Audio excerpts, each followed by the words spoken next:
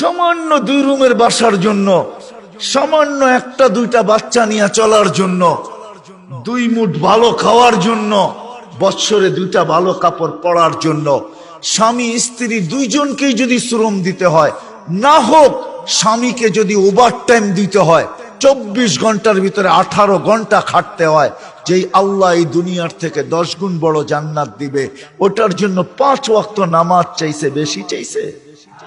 বলেন, আপনাদের বিবেক দিয়ে বিচার করেন। আপনি বলবেন ওই জান্নাত কি সত্য?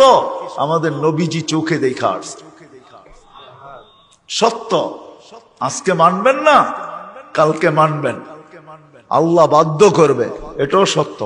আল্লাহ বলে দিছে, আজকে হয়তো তোমাকে ইচ্ছা স্বাধীনতা দিছি, বিদায় তুমি যা খুশি তা বলতে পারো, কিন্তু কালকে তোমাকে বাধ্য করব। কেমন বাধ্য? তুমি চিৎকার দিয়া বলবে, রব্বানা ইন্নানা আবসারনা ফারজি'না আমাল সালিহা ইন্না লা মুকিনুন। আল্লাহ দেখা ফেলছে, ফিরত পাঠান। কেননা আল্লাহর পরিধির বাহিরে যাওয়া কোনো মতে সম্ভব না। নিচে জমিন, উপরে আকাশ, এই পরিধি দিয়ে আল্লাহ আমাদেরকে বেষ্টিত করে দিয়েছেন, এটাকে ব্যাত করে কোথাও যাওয়া যাবে না। যদিও যাওয়া যায়, তার উপরেরটাও আল্লাহর। সাবআ সামাওয়াতিন তিবাকা, আল্লাহ বলে 7 আকাশ। কয়টা ব্যাত করবি? যেটা ব্যাত করবি উপরেরটা আমার। 7টা যদি ব্যাস করস, তাইলে ফাওকা সাবঈ সামাওয়াতিন আরশুর রহমান, 7 আকাশের উপরে ভেদ করে যদি পৌঁছস, ওইখানে তো আমি স্বয়ং নিজেই আছি। কই ভেদ করবি? কোথায় যাবি? কোথায় যাবে ভেদ করা? জমিন ভেদ করা দুনিয়া চেষ্টা করছিল, কিন্তু ভেদ করা যায় নাই। বিজ্ঞান যে চেষ্টা করে না, এরকম করে নাই, চেষ্টা করছিল। আমেরিকা দেখেন আমাদের উপরে, নিচে দেখেন আমরা গ্লোবের ভিতরে, দেখেন ম্যাপের ভিতরে। ফুটবলটা নিয়ে দেখেন, আমেরিকা আমাদের বিলকুল উপরে, মাথার উপরে, আমরা বিলকুল নিচে। ওইখান থেকে ছিদ্র করলে আমাদের এখানে চলে আসবে। চেষ্টা করছিল, 1 কিলোমিটার যাওয়ার পরে দেখছে আর ড্রিল মেশিন চলে না, পাথর আর পাথর, পাথর আর পাথর, ড্রিল ভাঙ্গা চলে আসে। সম্ভব না। আল্লাহর লগে পাঙ্গা নেওয়া যায় না, বুঝছেন না? ঢাকায় কথা বোঝেন, আল্লাহর লগে পাল্লা নেওয়া যায় না, সত্য এটা। ওই জান্নাতের জন্য কি চাইছে আমাদের কাছে? 5 ওয়াক্ত নামাজ চাইছে, আর কি চাইছে? নাইলে ওলামা কেন বলে আসসালাতু মিফতাহুল জান্নাহ? ওলামা তো বলে, আল্লাহ তো বলে, রসুল তো বলে, ওলামা তো বলে 5 ওয়াক্ত নামাজ পড়, জান্নাতের চাবি হাতে নিয়ে আনে। বেশি চাইছে? কি বলেন? বেশি?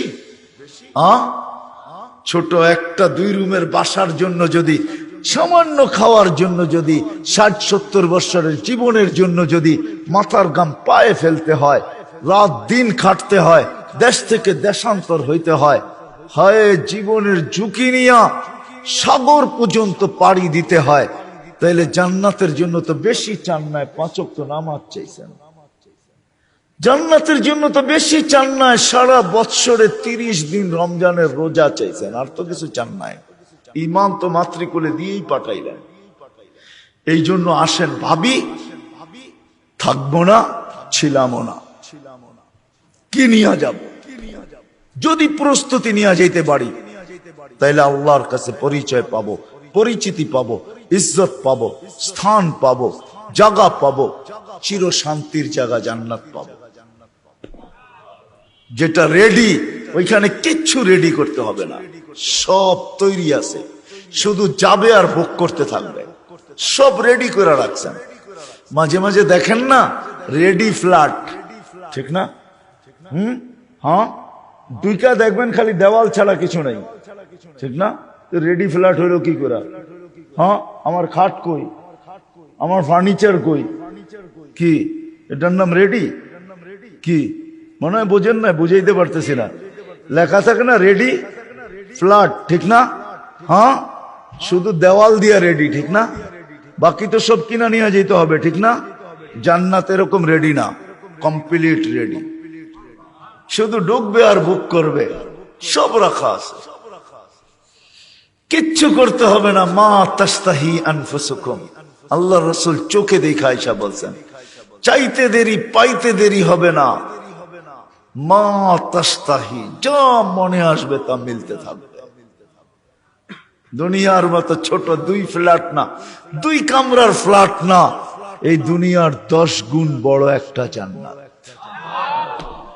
যার মাটি মাটি দিয়া না, মুস্কার আম্বার দিয়া, যার মাটি মুস্ক দিয়া বা জাফরান দিয়া, যার বিল্ডিং গুলা এই দুনিয়ার ইট আর টিন শিন দিয়া না, একটা ইট সোনার একটা ইট রূপার দিয়া।